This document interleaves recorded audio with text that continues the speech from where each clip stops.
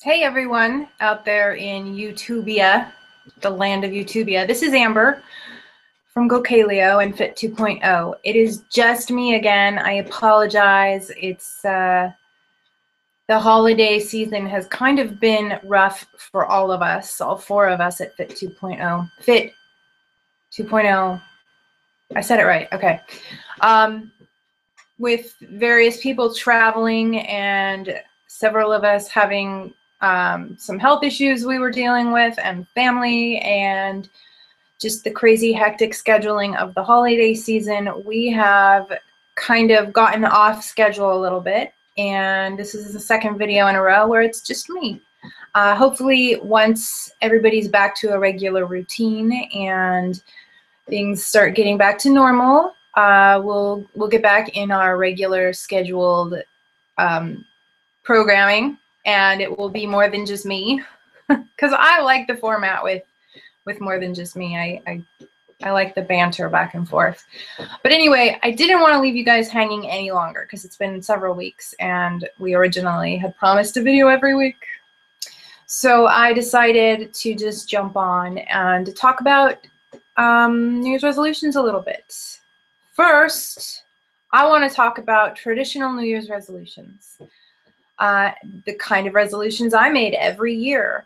I would vow to change the way I was eating and start exercising and, you know, make big changes. I'm really going to do it this time. This year is going to be different. I am going to change everything. I'm going to lose all this weight and I'm going to be active. And I did that every year, as I'm sure all of you have. And it never worked. And in fact, not only did it not work, it usually set me up for a rebound binge, or, you know, rebound weight gain. And in the end, I would end up in a worse position than when I started the year. And I'll tell you that that is actually very normal.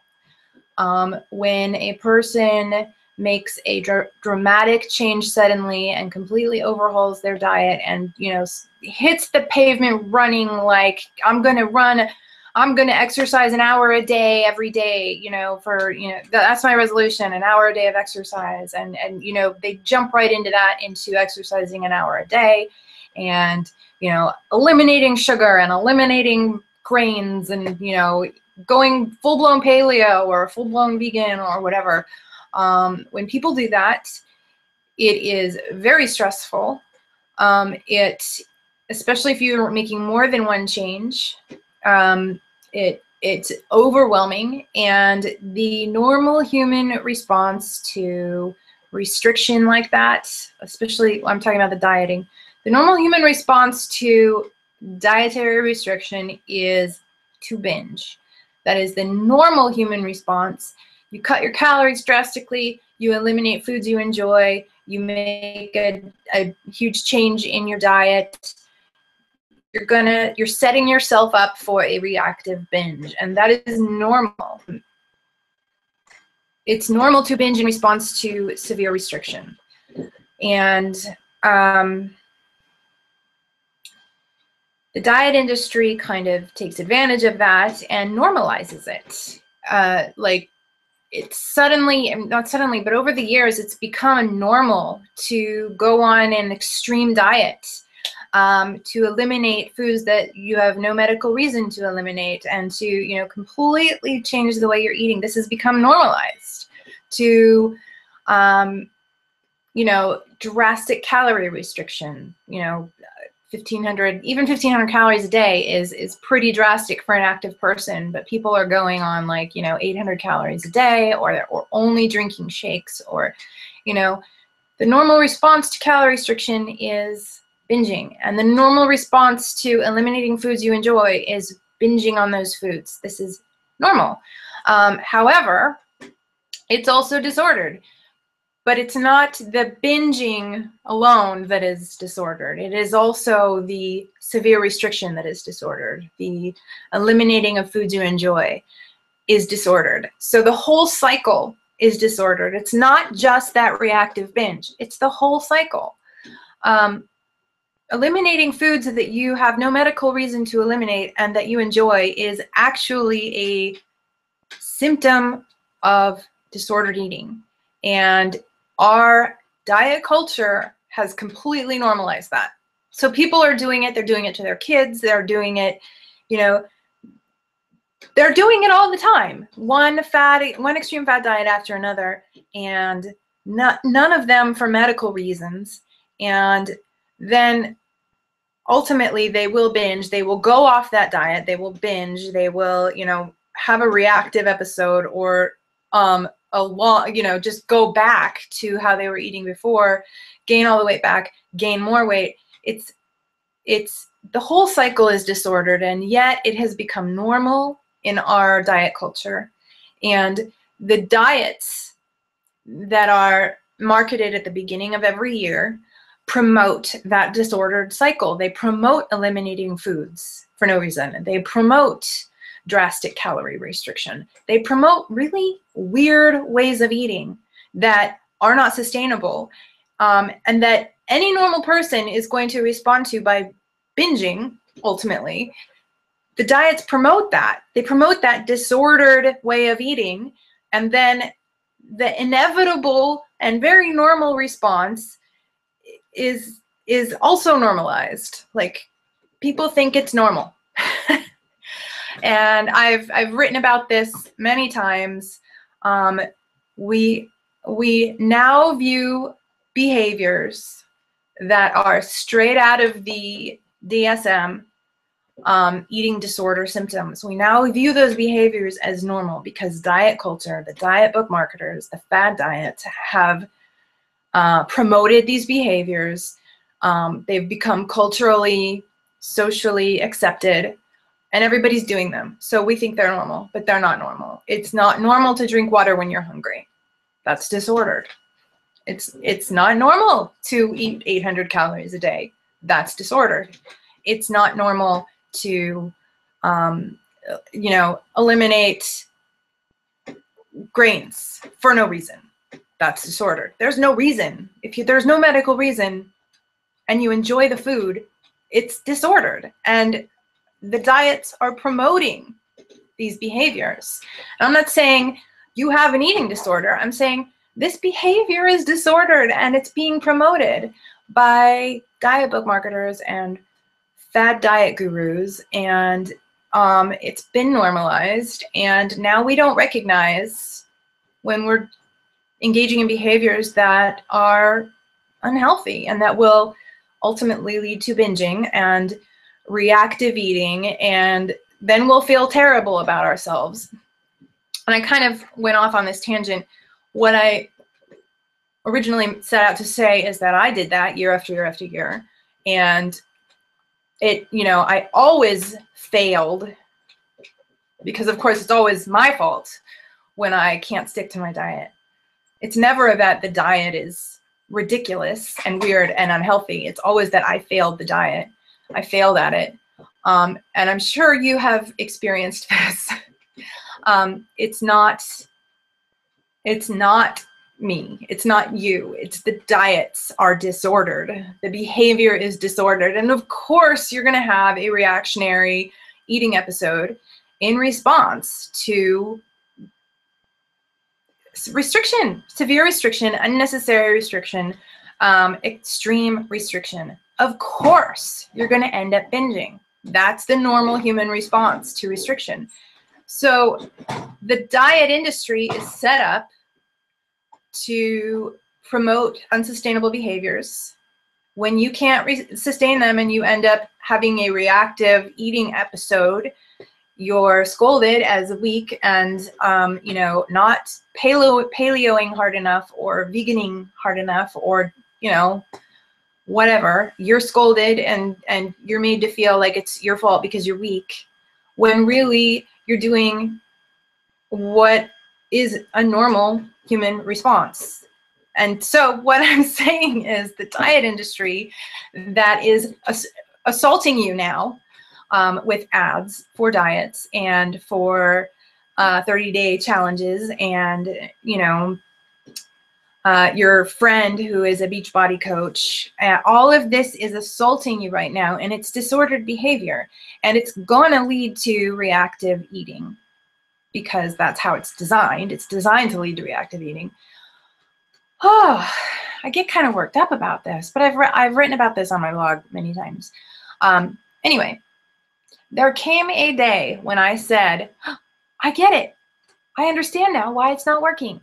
It's because I'm engaging in behavior that I can't sustain, and I need to change the way that I'm approaching food and eating and my weight if I want to create behaviors that I can sustain. There was that day when it clicked and I realized it's my behavior. I have to change my behavior, and it has to be a change that is sustainable and two, will support a healthy weight and a healthy body.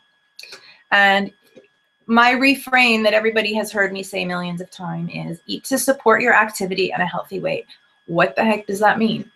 That means eat the amount of food that your body needs to be active and healthy and happy and maintain a healthy weight. And a healthy weight is a weight that you can sustain without being extreme with your diet and without being extreme with your working out. It's a weight that is probably somewhere in the healthy BMI range, but a lot of people are healthy at BMIs that are even up into the overweight category.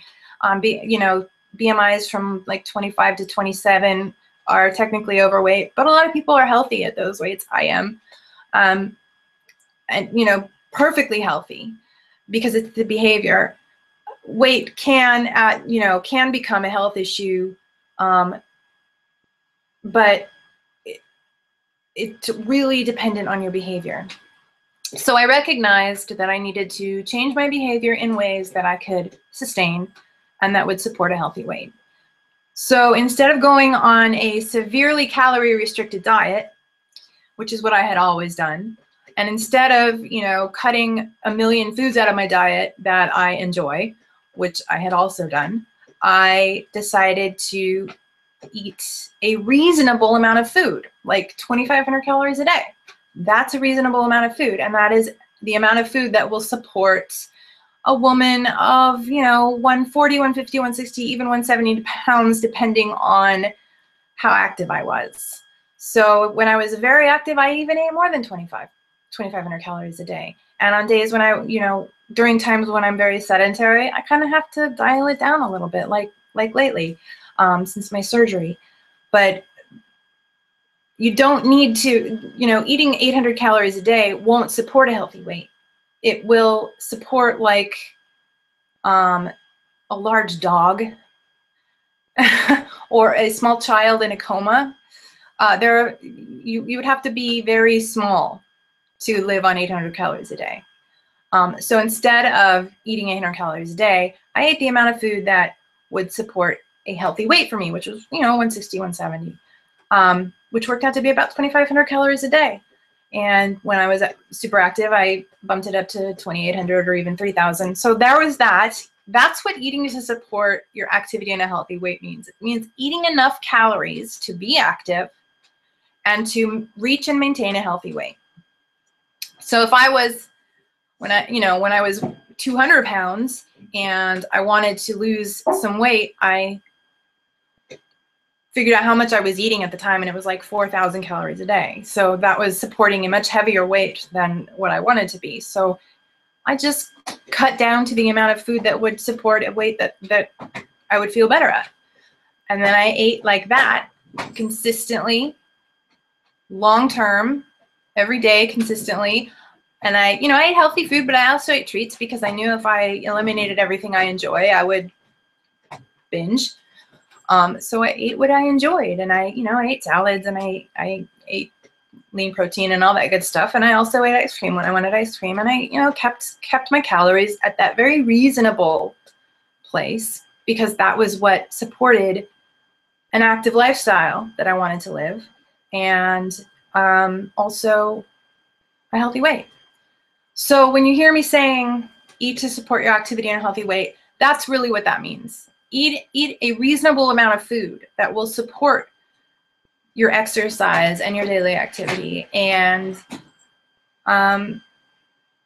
eat the amount of food that will support a weight that will be healthy for you. So, and that's not going to be 800 calories a day unless you are like 4 feet tall and never move, ever. And even then, 800 calories would probably not be enough. You'd probably need more like 1,200 calories if you were super tiny and never moved.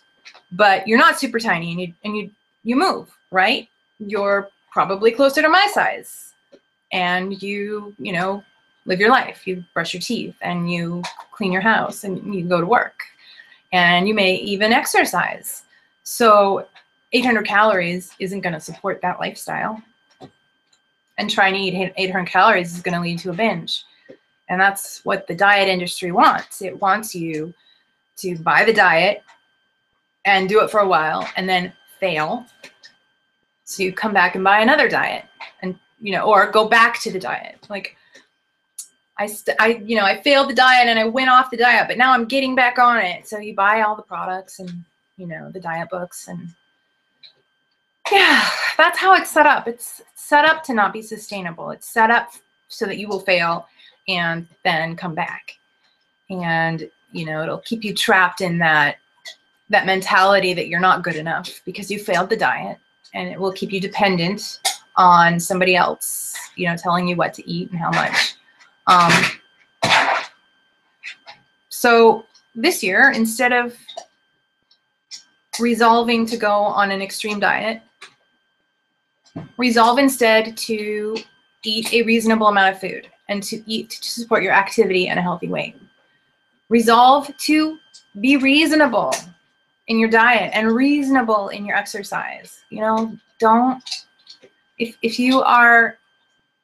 if you're sedentary now and you want to exercise more, 5 minutes a day is going to be more than what you're doing now. If you try to jump right into an hour a day, it's going to be too much. You're going to be in pain. You're not going to be able to maintain it because you'll be in pain. But 5 minutes, that's more than what you're doing today. And, you know, you do five minutes for a week and then bump it up to 10 minutes and then do 10 minutes for a week or two and then bump it up to 15. And you can totally build up like that. And it's much more sustainable to build up slowly than to jump right into an hour a day.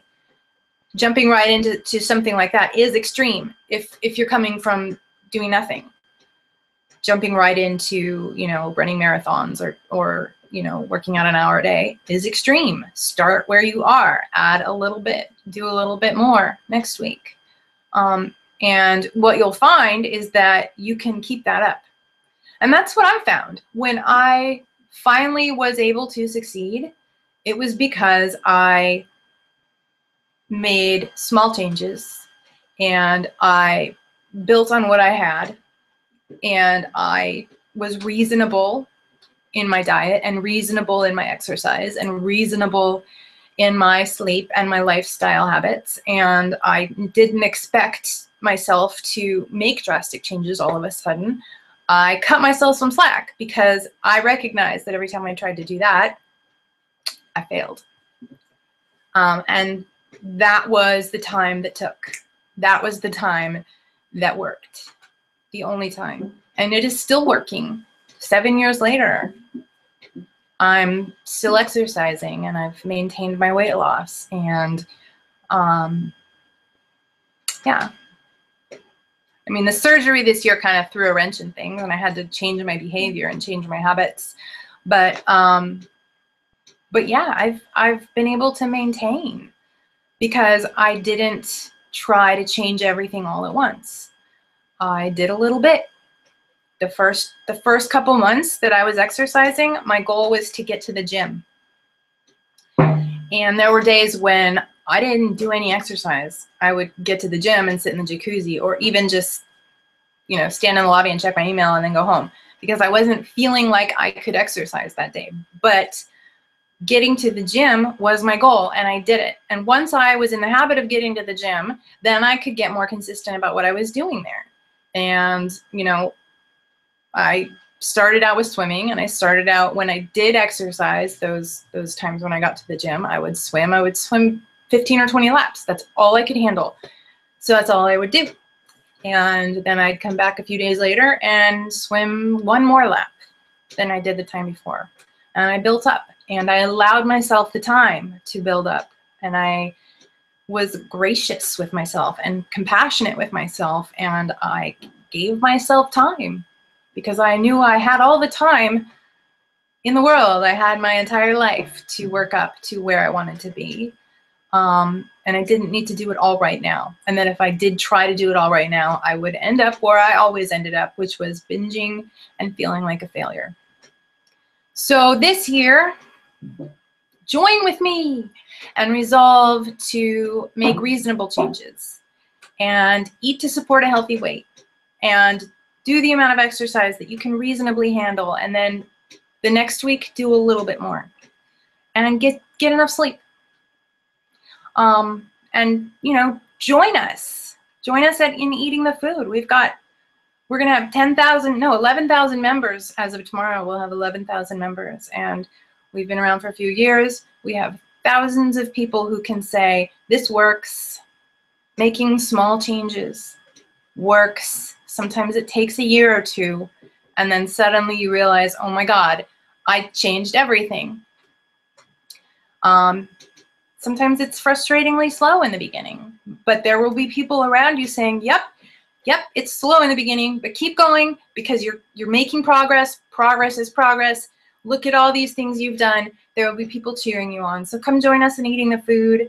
If you're a fitness professional, join Body Positive Fitness Alliance, Michelle's group for fitness professionals. Come to the conference in February, the Body Positive Fitness Alliance workshop in Huntington Beach. Come join us and learn how we do it, how we have built eating the food, and how we have supported people in making small, sustainable, lifelong habits that have, you know, changed their body, changed their life.